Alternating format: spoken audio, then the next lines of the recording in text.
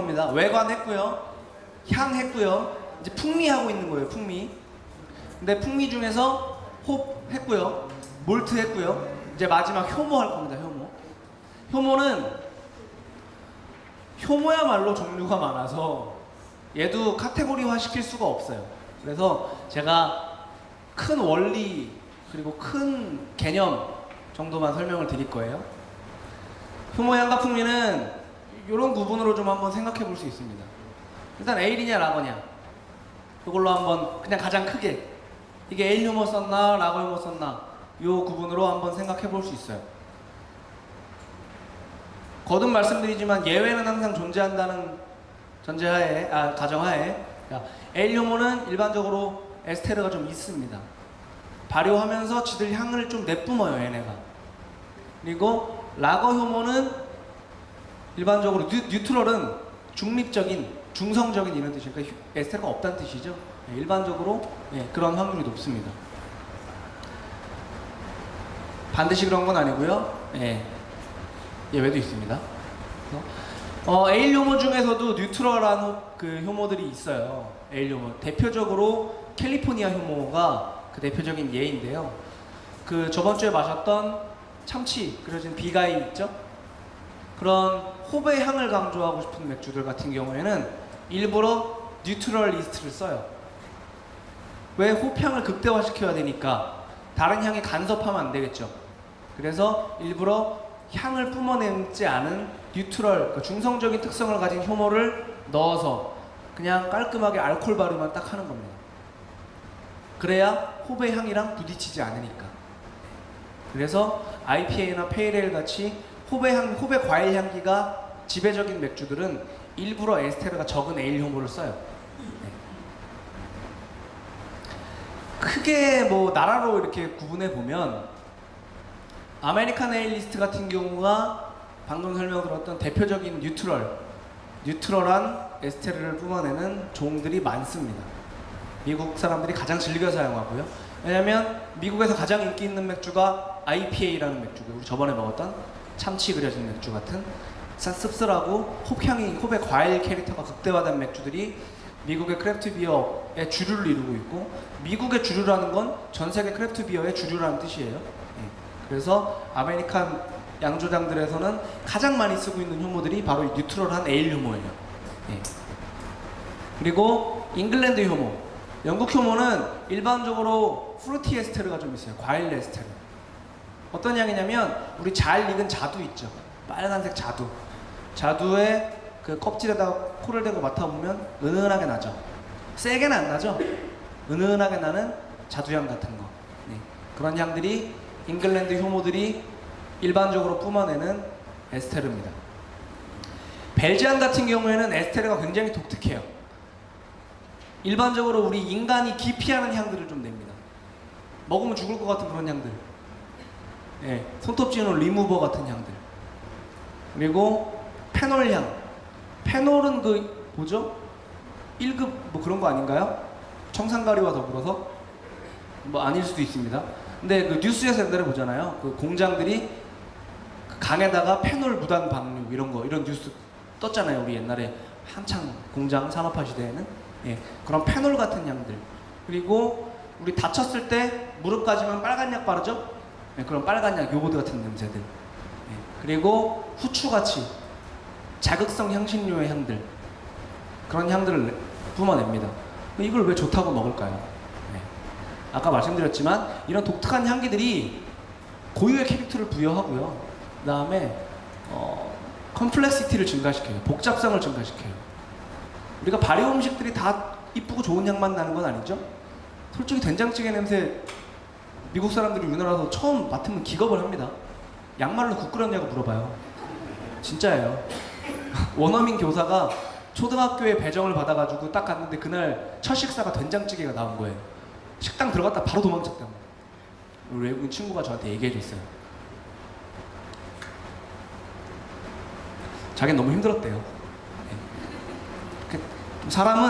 인간은 좀 그런 예쁘고 상큼하고 이런 향 말고 좀 이런 향에 좀 끌리는 것 같아요. 그래서 그런 쪽 향들이 벨기에 맥주에서 많이 납니다. 소독약 향이 나요. 근데 그런 것들이 적절하게 딱 들어가 있는 맥주들이 좋은 벨기에 맥주라는 평가를 받습니다. 그게 아예 그런 불쾌한 향의 강도가 또 낮으면 또 맛이 없어요. 에스테르라는 거는 스타일 특성이라고 볼 수도 있고요. 이치라고 볼 수도 있습니다. 그 맥주에 따라서. 예를 들면 우리가 저번 주에 마셨던 바이엔슈테판 헤페바이젠이라는 맥주는 독일 남부 지방의 전통적인 밀맥주인데 그 맥주를 딱 먹으면 바나나랑 정향, 클로브 향이 난다고 말씀드렸죠. 실제로 느끼신 분들이 있을 겁니다. 그러한 향들이 헤페바이젠에서 나면 독일식 밀맥주에서 나면 그건 스타일 특성이에요. 근데 이제 치킨집에 가서 생맥주를 한 잔 딱 시켰는데 맥스를 시켰어요. 거기서 바나나 향이 난다. 그러면 그건 스타일 특성이 아니고 이취입니다. 이취. 맥주의 스타일마다 고유의 나야 되는 향과 나면 안 되는 향들이 어느 정도 정의가 되어 있고요. 그런 향들에 맞는지 안 맞는지에 따라서 그 에스테르는 그 맥주의 스타일적 고유의 특성이 될 수도 있고 어떤 에스테르는 나서는 안 되는 잘못 만들어진 이취로 간주되기도 합니다. 그 다음에 우리 효모는 아니지만 눈으로 볼 수 없는 여러 미생물 중에 맥주의 복잡성을 증진시키는데 사용되는 일부 박테리아들이 있어요. 박테리아는 본능적으로 나쁜 것 같지만 그렇지 않아요. 젖산이 박테리아인데 대표적인 유익균인데 유익균. 인간의 몸에 유익한 균. 네. 특수한 이런 미생물들이 발효에 관여하면서 아주 독특한 풍미를 내게 되죠. 대표적으로 젖산 발효를 하게 되면 맥주가 당연히 셔지겠죠. 셔집니다. 짜릿하게 셔요. 그리고 맥주를 만들고 방치하게 되면 초산이 투입이 잘못 소독을 잘못 초산이 투입되게 되면 알코올을 먹고 초산 발효를 합니다. 식초 맛이 나요. 식초의 신맛이랑 젖산의 신맛은 좀 다릅니다. 그 다음에 브렛이라는 미생물 우리 크래프트 비어 씬에서 아주 빈번하게 쓰이고 있는 박테리아예요. 플레임은 브레타노미세스예요. 브레타노마이세스 이렇게 부릅니다. 그냥 간단히 브렛이라고 부릅니다. 이 브렛이라는 균은 아주 이상한 향을 내뿜는 박테리아인데요. 제가 테이스팅 노트를 말씀드릴 테니까 대충 한번 상상해 보세요. 말 안장, 가죽 벨트, 애기 토. 애기들이 우유 먹고 이렇게 하면 어깨에다가 이렇게 하죠. 애기 토. 또 반대로 좋은 향도 있어요. 트로피컬 프루츠, 망고, 파인애플, 그린애플. 네. 이런 예쁘고 더러운 향들이 좀 공존해요. 네. 물론 브렛균도 워낙 종류가 많아서 어떤 브렛균들은 가죽이라든지 뭐 이런 안 좋은 향들이 특화된 브렛도 있고요. 어떤 브렛은 뭐 이런 말 안장이라든지 애기토라든지 이런 향 잘 안 나고 예쁘게 트로피컬 과일 향을 내뿜어주는 브렛균도 있습니다. 이런 특수한 이런 특수한 박테리아들이 맥주의 복잡성에 기여를 하고 있고요. 그리고 언필터드냐 버틀 컨디셔닝이냐 이런 개념도 우리가 맥주의 효모 맛을 얘기할 때 한번 따져볼 수 있어요.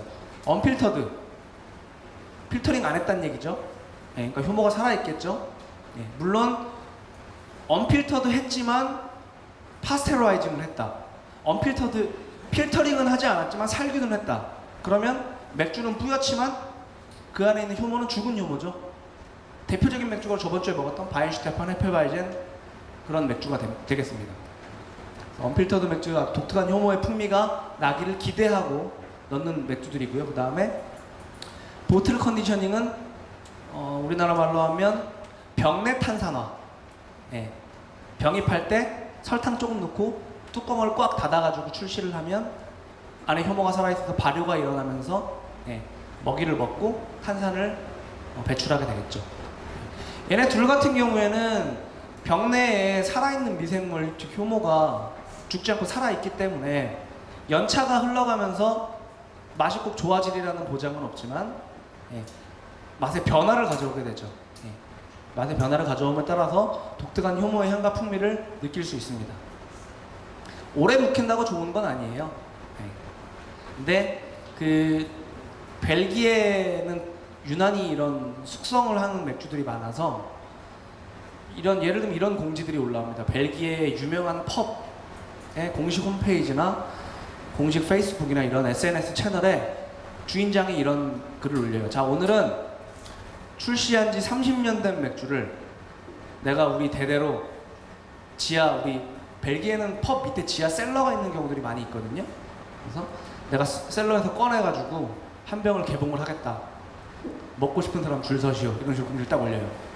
물론 30년 된 맥주가 맛있다는 보장은 없지만 30년 전과 확연히 다른 맛을 내주기 때문에 팬들이 몰리기도 해요. 그런 풍미들을 기대하고 보틀 컨디셔닝을 하는 거죠.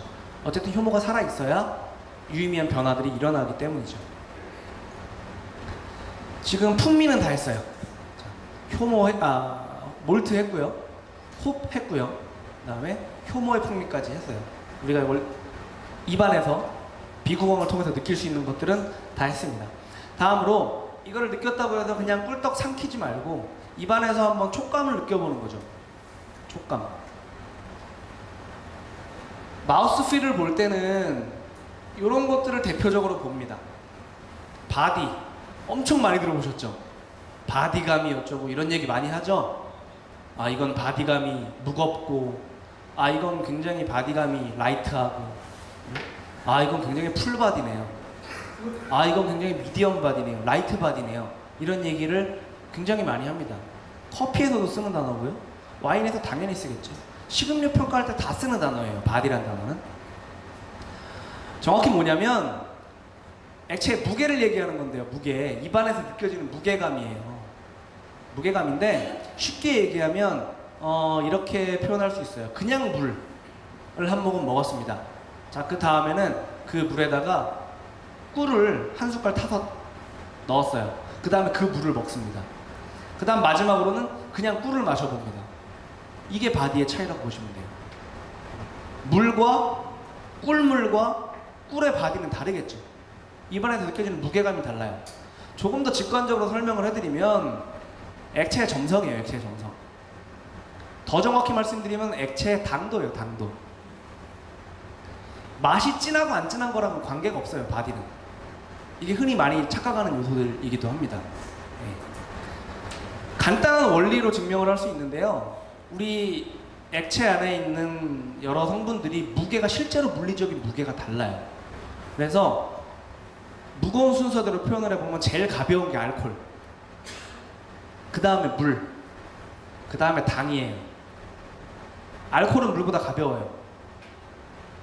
알코올 도수가 높고 드라이한 맥주일수록 알코올이 많이 들어가 있으니까, 그리고 또 가장 무거운 당이 알코올로 전환돼서 없으니까 걔네는 라이트 바디, 바디감이 안 무거운 맥주일 확률이 높겠죠.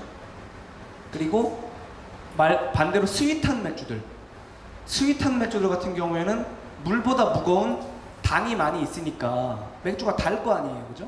그런 맥주들은 실제로 풀바디로 느껴지게 돼요. 네. 그래서 헷갈리시면 드라이 스윗을 어느 정도 머리에 넣고 맥주를 마셔보시면 아실 수 있어요. 그리고 여기에 나온 다른 애들은 수치가 있었잖아요. IBU도 수치가 있고, 그죠? 근데 얘네는 수치값이 없어요. 인간의 상대평가입니다. 그러니까 일종의 데이터베이스랑 같아요. 데이터베이스가 100개밖에 없는 사이트에서 검색을 하는 거랑 데이터베이스가 한 10,000개 되는 사이트에서 검색을 하는 거랑 검색의 정교함이 달라지겠죠. DB라는 건 나의 경험치예요. 그러니까 내가 맥주를 많이 마셔볼수록 내 그물망이 촘촘해지기 때문에 고기들을 잡을 확률이 높은 거죠. 그러니까 같은 맥주를 먹어도 시음 경험이 별로 없는 사람이 느끼는 바디감이랑 그다음에 시음 경험이 많은 사람이 느끼는 바디감이 같을 수도 있겠지만 다를 경우도 많이 있습니다. 순전히 그 사람의 개인적인 어떤 그 역량에 따라서, 그리고 개인적인 경험치에 따라서 달라질 수 있어요. 늘 카스만 먹던 사람이 어느 날 갑자기 그 참치 그려진 맥주를 먹어보라고 줬단 말이죠. 그러면 이거 먹던 거랑 달라. 물론 그 사람은 바디감이라는 단어도 머릿속에 없겠죠? 뭔가 좀 무겁게 느껴질 거예요. 근데 맨날 저처럼 비가이 같은 거 맨날 냉장고에 한 짝 있고 이런 사람들은, 그리고 그거보다 더 무거운 풀바디 맥주를 많이 먹어온 사람들은 예, 상대적으로 그 참치 맥주의 바디감이 그렇게 높지 않겠죠. 예. 그런 식으로 개인의 시음 경험이랑 어느 정도 관계가 있습니다. 물론 마셔본 가지수가 많으면 많을수록 그 사람 말이 더 맞겠죠. 그죠? 그 사람 말이 더 맞아요. 예. 관능 평가라는 건 시음 경험이 되게 중요합니다. 많은 경험을 하는 사람이 예, 1등에서 10등까지밖에, 그러니까 맥주를 10개밖에 못 먹은 사람은 자기가 느낄 수 있는 바디가 1에서 10까지밖에 없는 거예요. 맥주를 1000개 먹어본 사람은 1에서 1000까지 훨씬 더 정교하겠죠. 그래서 바디를 표현할 때는 가벼운 바디, 라이트 바디, 그다음에 중간 바디, 미디엄 바디, 아주 무겁고 묵직하다 이런 얘기하죠. 풀 바디 이렇게 표현합니다. 탄산도 맥주를 마시는데 굉장히 중요한 요소예요. 그리고 탄산은 일반적으로 맥주의 시음을 방해하는 요소 중에 하나입니다. 이를테면 탄산이 아주 센 맥주들은 그 본연의 풍미를 느끼기 어려워요. 예. 그러니까 양념을 굉장히 많이 바른 음식과 같다고 비유를 하면 좋을 것 같습니다. 맥주 본연의 맛을 느끼기 위해서는 탄산이 많이 없으면 좋아요. 탄산 같은 경우에도 약중강으로 표현할 수 있고요. 로우 카보네이션, 미디엄 카보네이션, 하이 카보네이션 이렇게 표현합니다. 로우, 미디엄, 하이, 라이트, 미디엄, 풀 이렇게 표현해요. 그래서 탄산이 강한 맥주들은 다 의도하고 만드는 거예요. 왜 그러냐면 탄산이 시음의 방해 요소라고 말씀드렸죠. 탄산이 센 맥주는 그래서 보다 별 느껴야 될 풍미가 없는 맥주들, 그런 맥주들은 의도적으로 탄산을 세게 가져가죠. 높게 가져가죠. 왜냐하면 그 맥주는 풍미를 만끽하려고 먹는 맥주가 아니라 한 잔 캬! 예, 이 용도기 때문에. 그러니까 오히려 카스를 먹었을 때 탄산이 약하면 카스 본연의 풍미는 느껴질 수 있으나 애초에 그 용도가 아니기 때문에 잘못 만들어진 맥주라고 볼 수 있어요. 반대로 한 11도, 12도 되는 굉장히 고풍미의 맥주를 기껏 잘 만들어 놓고 탄산을 강하게 주입해서 맥주를 출시를 하면 그 맥주는 잘못 만든 맥주라고 볼 수 있습니다. 그래서 탄산은 일반적으로 시음의 방해 요소이기 때문에 이 맥주가 느껴야 될 맛이 풍부하고 많으면 적게 가져가는 게 맞고요. 이 맥주의 본래 기능 자체가 맛을 느끼거나 뭔가 음미를 하는 맥주가 아닌 경우에는 의도적으로 높게 가져가서 리프레싱을 늘려주는 거죠. 그 다음에 질감. 질감 같은 경우에는 입안에서 이렇게 막 우물우물 해보면 느껴질 수 있어요. 혀로도 이렇게 노젓듯이 안에서도 한번 해보시고요. 굉장히 어떤 맥주는 실크같이 부드러운 질감을 주기도 합니다. 그리고 어떤 맥주는 그냥 거칠고 떨떠름해요. 떨떠는 말을 영어로 에스트리전시라고 하는데 그거를 번역기에 딱 넣어보면 수렴성 이렇게 표현되어 있어요. 오그라든다는 말이죠. 떫은 감 먹었을 때 혀가 딱 오그라들잖아요. 수렴하는 느낌. 그런 느낌을 에스트리전시라고 하고 한국말로는 떨다 이렇게 표현합니다. 이런 맥주, 이런 질감들을 주는 맥주가 있어요. 특히 떫은 맥주들은 굉장히 홉을 많이 넣었거나 그리고 태운 곡물을 많이 넣었을 때 좀 떨떠름한 질감을 가져오는 경우들이 많이 있습니다. 그리고 우리가 입안에서 알코올의 기운도 좀 느낄 수 있어요. 우리 저도수 맥주인데 알코올 기운이 느껴지는 건 당연히 잘못 만든 맥주겠죠. 어떤 맥주는 입에서 느껴지면 알코올 기운이 적당히 나는 맥주도 있고요. 어떤 맥주는 굉장히 후끈후끈한 맥주도 있어요. 이걸 알코올 핫이라고 표현하는데요.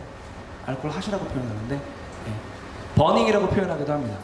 그래서 어떤 맥주는 굉장히 후끈후끈한 알코올 질감이, 알코올의 기운이 느껴지는 그런 맥주들도 있어요. 이 네 가지를 주로 좀 중점적으로 입안에서 구강내 촉감으로 느낍니다.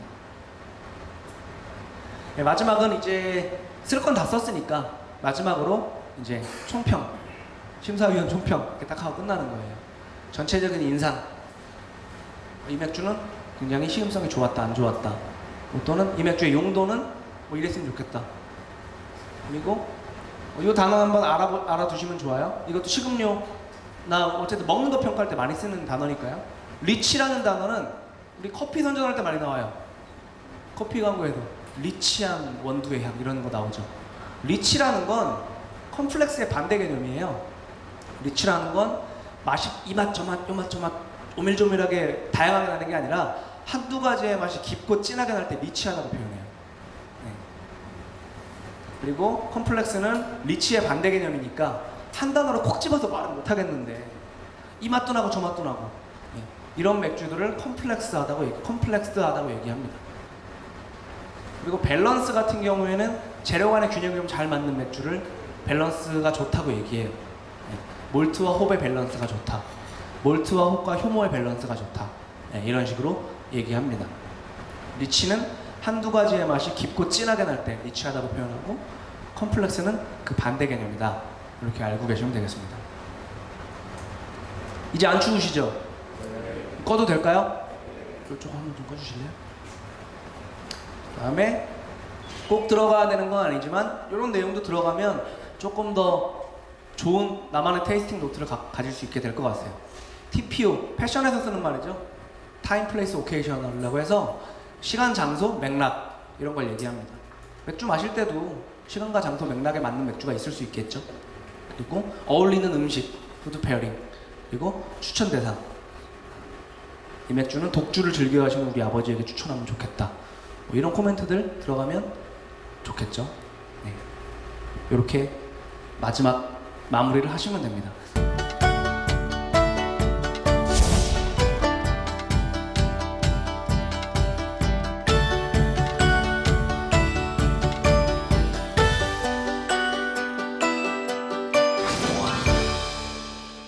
그래서 완성된 아직 안 나오네요. 네.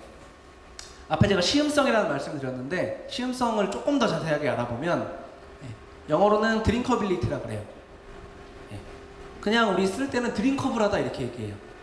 어떤 맥주 굉장히 마시기 쉽고 뭔가 질리는 맛이 없고 이럴 때 이 맥주 되게 드링커블하다 이렇게 얘기해요. 또는 드링커빌리티가 좋다 이렇게 얘기해요. 시음성이 좋네 이렇게도 얘기합니다.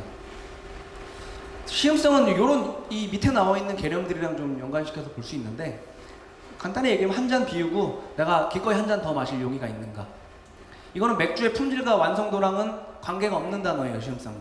어떤 맥주는 대단히 훌륭하고 정말 맛있지만 딱 한 잔만 마시면 두 번째 잔은 못 먹겠는 맥주가 있어요. 한 14도짜리 되는 맥주 이런 거. 너무 맛있어요. 그런 것들은 시음성이 떨어지기 때문에 잔도 작아요. 조그만 잔에 먹습니다. 근데 우리가 카스를 이렇게 조그만 잔에 먹으면 화딱지 나겠죠.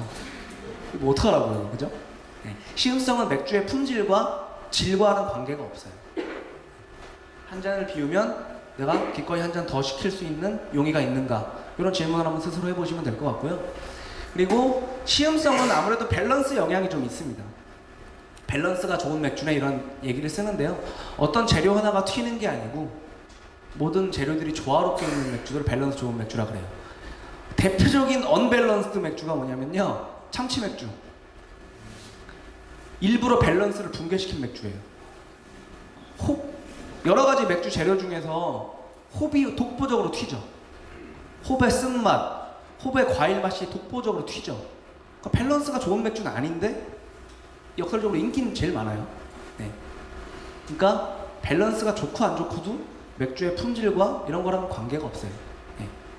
밸런스 좋은 맥주 우리 주변에서 뭐가 있을까요? 네, 밸런스 좋은 맥주예요. 몰트도 약하고 홉도 약하고 효모도 약하죠. 네. 강도들이 잘 맞아 떨어지죠. 물론 다 밑으로 하향 밸런스인 게 그런 부분이 이게 나쁜 뜻은 아닙니다. 네. 밸런스 좋은 맥주예요. 그리고 강하게 밸런스를 맞출 수도 있겠죠. 모든 게 다 세게. 밸런스랑 좀 연관이 돼 있어요. 그래서 일반적으로 밸런스가 좋은 맥주가 시음성이 좋은 맥주가 될 확률이 높죠. 근데 아까 말씀드렸던 다 하이 레벨에서 밸런스가 좋은 애들은 밸런스는 좋지만 시음성은 안 좋겠죠. 홉도 엄청 쓰고 세고 도수도 엄청 높고 막 이런 애들은 밸런스는 잘 맞지만 시음성은 좋다고 볼 수는 없습니다. 그래서 맛보다는 이 맥주가 좋다 나쁘다 보다는 그냥 완성도의 문제일 경우가 커요. 쉽게 얘기해서 드링커빌리티가 높은 제품들은 양조장의 주력 제품군이에요. 캐시카우, 돈 벌어다 주는 맥주들. 그래서 일반적으로 맥주 회사의 이어라운드 제품군일 경우가 많습니다. 이어라운드 연중 생산 맥주예요. 사갈들 내내 끊이지 않고 나오는 맥주들. 그리고 이어라운드에 반대되는 개념은 리미티드가 있죠. 한정 생산 맥주, 뭐 10주년 기념 맥주, 옆에 양조장이랑 콜라보레이션 맥주, 이런 것들 리미티드 비어. 이런 맥주에까지 재미없게 드링커빌리티 좋게 할 필요 있어요? 없죠? 네. 그래서 이런 연중 생산 맥주는 기본적으로 세션 비어적인 성격을 갖고 있고요. 웬 말인가 싶죠? 설명드릴게요. 네. 리미티드 맥주, 이건 설명 별도로 필요 없죠.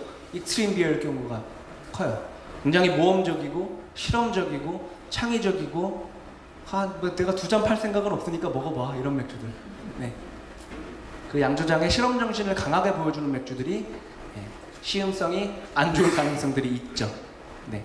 반면에 세션 비어적인 특성을 가진다는 얘기는, 세션이라는 거는 그 영어 사전에 딱 등록해놓고 보면 대화, 담화 이런 뜻을 갖고 있어요. 그래서 우리 세미나 가면 세션 1, 세션 2, 그죠? 이런 것들 있죠?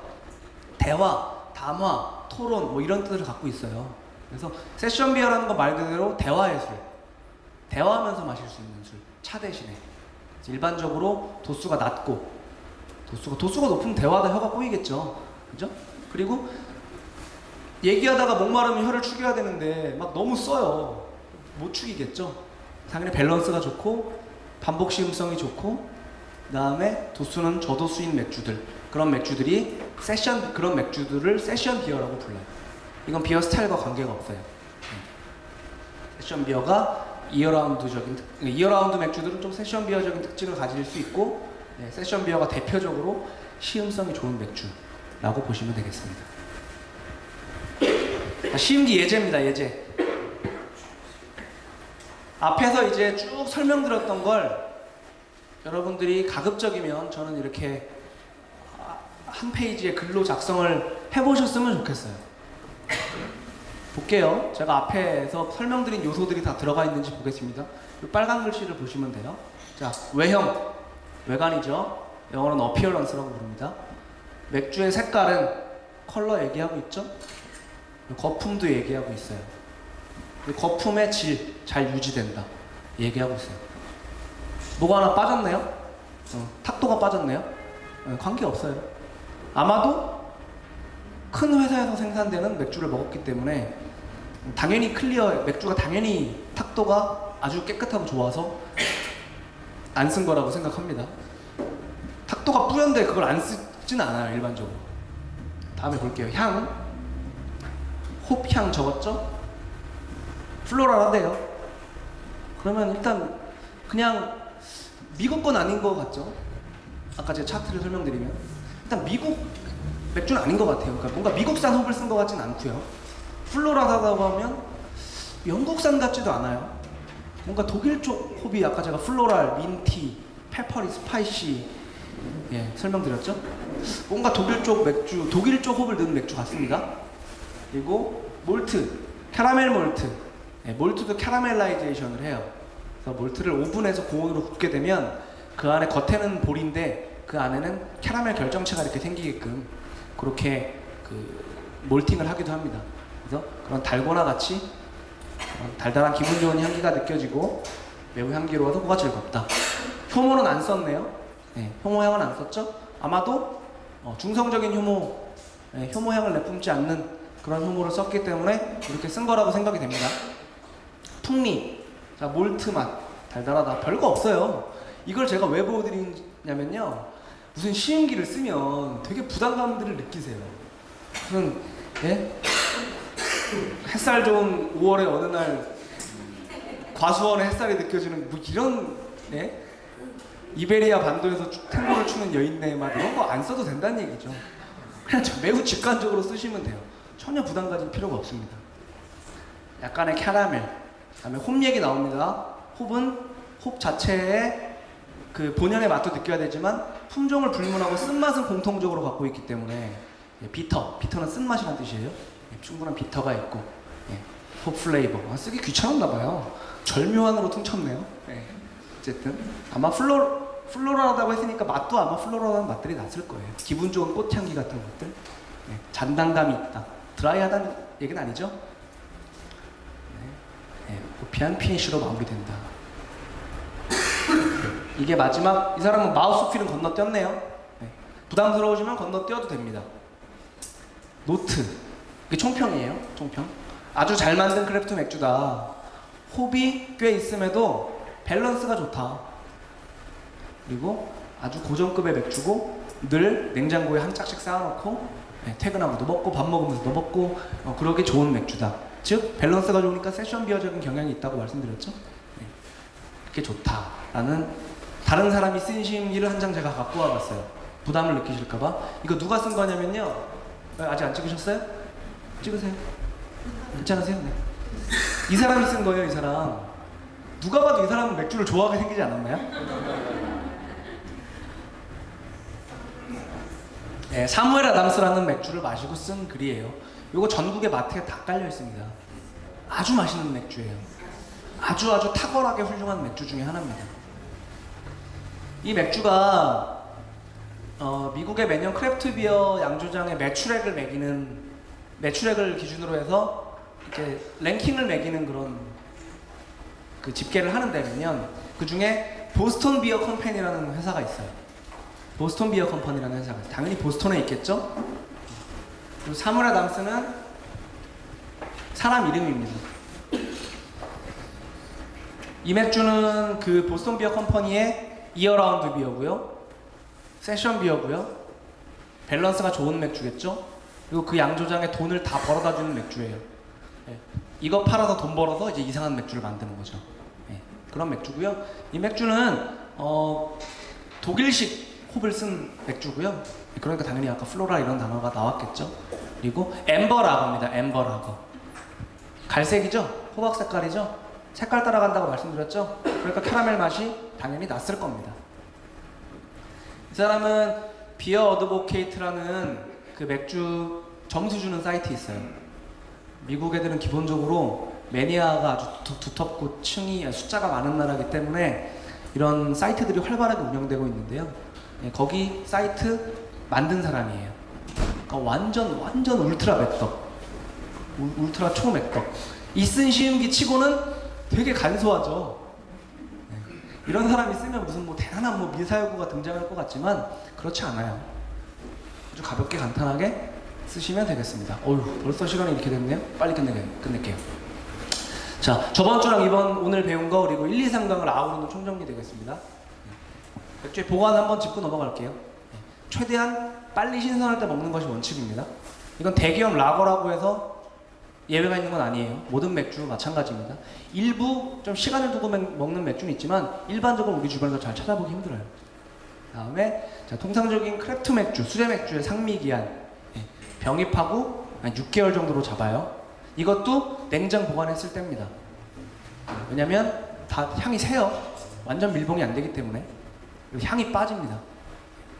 밋밋한 맥주를 먹을 가능성이 높아요. 6개월 지나면. 그래서 마트 가셔서도 제가 저번 주에 날짜 한번 확인을 해보라고 말씀드렸죠. 가급적이면 3개월 안쪽으로 먹는 게 제일 좋아요. 90일.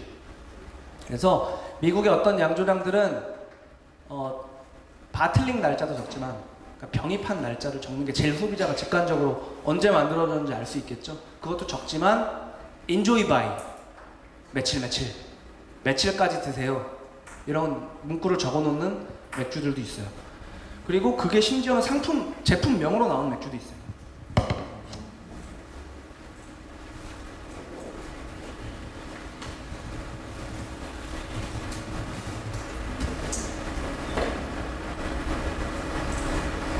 맥주 이름이 Enjoy by 7월 14일 16년도. 이게 맥주 이름이에요. 그러니까 이 맥주는 아마도 되게 장사가 안 되고 이런 집들은 7월 14일 이후에는 폐기 처분해야 되겠죠? 누가 미쳤다고 먹습니까 이거? 물론 그 이후에 먹어도 전혀 상하지 않아요. 이게 아마 상미기한 한 달로 잡고 나온 걸 겁니다. 아무리 못해도 한 두세 달 정도. 그러니까 짧게는 6월 4일에 병입을 했거나 아무리 늦어도 4월 4일에 출시된 맥주라는 걸 알 수 있죠. 이게 맥주 이름이에요. 자, 그럼 다음 맥주 출시할 때는 인조이 바이는 그대로고 날짜가 바뀝니다. 그죠? 한 달 뒤로 바뀌겠죠? 또 한 달 뒤로 바뀌고 이렇게 아예 출시를 하는 맥주 회사도 있어요. 굉장히 혁신적이죠. 그만큼 프레시하게 마시는 것이 맥주에 있어서 굉장히 중요합니다. 특별한 경우를 제외하고는 대기업 맥주든 필터링을 한 맥주든 필터링을 안 한 맥주든 무조건 사계절 냉장 보관하세요. 물론 겨울엔 베란다에 놓으면 냉장고로 대신할 수 있겠죠. 제일 안 좋은 게 맥주 온도 높아지면 제일 안 좋아요. 신선할 때 먹고 냉장 보관 무조건 하시고요. 또 정도가 좋은 거야? 냉장고 온도요. 4도, 3도. 네. 영하로 얼리시면 안 됩니다. 맥주는 얼면서 안에 향미 성분들이 다 깨져요. 그래서 얼었다 녹은 맥주는 맛이 없는 이유가 그거예요. 그리고 기본적으로 빛 차단해 주셔야 되고요. 네. 맥주병 자체도 빛 차단할 수 있는 색깔로 되어 있지만 그래도 직사광선은 쬐지 않는 게 좋습니다. 그래서 저는 맥주 보관할 때 겨울에 베란다에 이제 거긴 천연 냉장고니까 노트래도 저는 박스에 넣고 위에 신문지로 덮어놔요. 빛이 아예 안 들어가고. 홉의 일부 성분이 직사광선에 닿게 되면 방구 성분과 방구 냄새 비슷한 걸 내뿜어요. 그걸 스컹키 현상이라고 하고요. 그래서 갈색병, 가장 원천적으로 빛을 차단할 수 있는 용기는 캔이겠죠. 아예 빛이 안 들어가겠죠. 가장 안전한 용기라고 볼 수 있고요. 그래서 크래프트 맥주 회사에서 미국도 우리나라 왠지 캔 맥주는 좀 고급스럽지 않다는 이미지들을 갖고 계시죠. 그리고 왠지 캔보다는 병맥주가 맛있을 것 같고. 미국도 그랬어요. 그런 선입견들이 있었는데 지금은 캔이 대세입니다. 야외 활동하기 좋고요. 가볍고요. 그리고 환경 친화적이고요. 재활용할 수 있죠. 그리고 직사광선을 원천적으로 차단해주고요. 그 다음에 냉장 때 빨리 시원해주고요. 여러 가지 장점이 있어서 요즘은 미국의 많은 크래프트 맥주 회사들이 캔 출시를 정말 많이 합니다. 미국에서도 처음에 그 선입견 깨기 되게 힘들었다고 해요. 예, 저기 뭐 맥주 중에 밑에 저기 이렇게 흔들어서 말아먹게 돼 있는 맥주들 있잖아요. 네. 그런 것들은 캔을 빼야 되나요? 그런 맥주들은 캔을 빼야 되냐고요? 피해야 되는 구입할 때. 일반적으로 그런 맥주를 캔에 아직 담지는 않는데요. 그건 전혀 상관없어요. 캔에 그런 맥주들 담겨 있는 경우 있어요. 아까 보여드렸던 그 수요일의 내꼬 있죠. 수요일의 고양이. 걔도 벨지안 화이트, 그러니까 호가든과 같은 스타일의 맥주인지라 걔도 캔을 다 따르지 말고 밑에 좀 남겨놓은 다음에 캔 밑에 있는 거 침전물 흔들어서 섞어 먹는 게 훨씬 좋아요. 그건 용기랑은 관계없어요. 그 다음에 갈색병이 그 다음으로 좋고요. 그 다음으로 녹색병이 좋고요. 제일 안 좋은 건 투명병이죠. 요약해놨습니다. 향에서 느껴야 될 거, 홉향, 몰트향, 효모향, 부재료향. 외형도 마찬가지입니다. 거품, 레이싱도 한 번씩 보시고요. 색깔도 보시고요. 탁도도 보시고요. 라벨도 한번 재미있게 평가 한번 해보세요. 그리고 풍미, 호풍미 느껴야 되겠죠? 몰트 풍미 느껴야 되겠죠? 효모 풍미 느껴야 되겠죠? 부재료를 넣었으면 부재료 풍미가 날 겁니다. 그리고 비터, 홉은 홉의 풍미는 홉 본연의 어떤 애는 과일, 어떤 애는 풀맛 이런 맛도 나지만 공통적으로 쓴맛은 갖고 있다고 말씀드렸어요. 홉의 비터 보셔야 되고요. 후미, 피니쉬 보시면 좋고요. 밸런스, 복합도 이런 거 보시는 겁니다. 촉감, 바디감, 그다음에 탄산감, 맥주의 고유의 질감, 그다음에 어떤 알코올의 느낌. 총평에서는 요약해 주시고 이런 것들을 적어 주시면 됩니다. 한 장에 남아있네요. 네. 지금 1, 2, 3강 통해서 맥주를 마시고 맥주의 기본 원리 그리고 재료 특성 이런 것들은 설명을 드렸는데요. 이런 거를 하는 이유는 이거예요. 그러니까 우리가 보통 이거 맛있어, 저건 맛없어 라고 말하는 건 되게 쉬워요. 근데 여러분들이 여전히 그렇게 말씀하실 거라면 나름대로 재료비도 한 10만 원씩 내셨고 그리고 평일에 귀한 시간 피곤한데 이렇게 3시간씩 여기 있으면서 이 수업을 들으실 필요가 없겠죠? 그래서 맛있다 맛없다 해서 좀 한 발짝 나가보자, 드링킹에서 테이스팅으로 한번 가보자가 저희 수업의 장기적인 목적이고요. 그리고 맥주를 시음할 때는 항상 이 맥주의 스타일이 어떤 스타일인가를 알고 시음하는 것이 중요하죠. 그래야 엄한 평가를 안 할 수 있어요. 이 맥주는 본래 풍미 목적이 아닌데 이 맥주는 왜 이렇게 싱거워, 이런 평가는 잘못된 평가겠죠. 그리고 우리가 뭐든지 내가 많이 먹어보면 알 것 같지만 그렇지 않아요. 이론과 실제라고 하죠. 경험을 많이 하는 것도 당연히 좋지만 얘네 둘이 연결이 돼 있어야 돼요. 먹다 보면 막히거든요. 순서로 보면 이걸 먼저 하는 걸 권하진 않아요. 여러분들이 논문 쓰고 학자 되실 거예요? 아니잖아요. 이거를 먼저 하실 필요는 없어요. 이걸 하다가 뭔가 아리까리할 때 찾아보는 거죠. 제가 만든 교재에 대부분 다 들어있어요. 여러분들이 크게 저처럼 이걸 업으로 삼지 않는 이상 맥주 드시면서 또는 만드시면서 부딪히는 어떤 것들은 책을 뒤져보시면 어딘가에 항상 다 있을 겁니다. 그리고 트레이닝 하시는 거 중요한데 트레이닝 뭐 별거 없어요. 시음기 맥주 마실 때 한 번씩 써보세요. 근데 이거를 써서 내가 너무 지긋지긋하고 맥주 마시는 재미가 없다 그러면 안 쓰셔도 좋아요. 다만 시음기를 쓰면서 맥주 마시는 사람이랑 시음기를 안 쓰면서 그냥 맥주 마시는 사람이랑은 완전히 다른 성취를 보입니다. 그래서 저희 직원들 같은 경우에도 제가 아르바이트 때부터 본 직원들이 지금 정규직이 된 친구도 있고 다른 양조장이나 다른 펍에 좋은 조건으로 스카우트 받아서 간 직원들이 있어요. 잘 되는 직원들의 특징은 하나같이 시음기 열심히 쓰던 애들이었어요. 예. 그냥 세워라 내워라 그냥 맥주만 마시던 애들이 잘 되는 걸 한 명도 못 봤습니다. 그 친구들은 업이니까. 네, 업이니까. 여러분들은 안 그러셔도 돼요. 다만 성취의 차이가 크다는 점은 꼭 제가 말씀을 드리고 싶습니다. 표현도 정교해지고요. 맥주를 글로 배우기도 해요. 예, 글과 혀가 왔다 갔다 하면서 상호작용을 하게 됩니다. 그리고 가장 좋은 거는 모임하고 소통하세요. 여러분들. 가장 좋은 아마 맥주 친구들을 만나셨을 거예요. 주변에 친구들 만나서 뭐 저번 주에 먹었던 참치 같은 맥주 먹으면 아마 욕먹을 가능성이 큽니다. 뭐 이런 맥주를 8,000원이나 주고 뭐 미쳤냐 뭐 이러면서 소맥 한 잔 말하고 이런 얘기 들으면 스트레스 받거든요. 저도 회사 다닐 때 그게 좀 굉장히 좀 힘들었어요. 맥주 얘기를 할 사람이 없어요. 할 사람이. 아직도 저변학대가 안 돼서 할 사람이 없어요. 그 우리나라 사람 특유의 어떤 튀는 거 싫어하고 유난 떤다고 생각할까봐 움츠려들고 이런 것들 때문에 얘기할 사람들이 없더라고요. 근데 수업에서 만난 분들은 밖에 저 지나다니는 그 어떤 분보다도 관심 있고 얘기가 통하실 분들이니까 같이 모여서 맥주 마시는 게 저는 좋은 공부가 되리라고 생각합니다. 오늘 준비한 내용은 여기까지고요.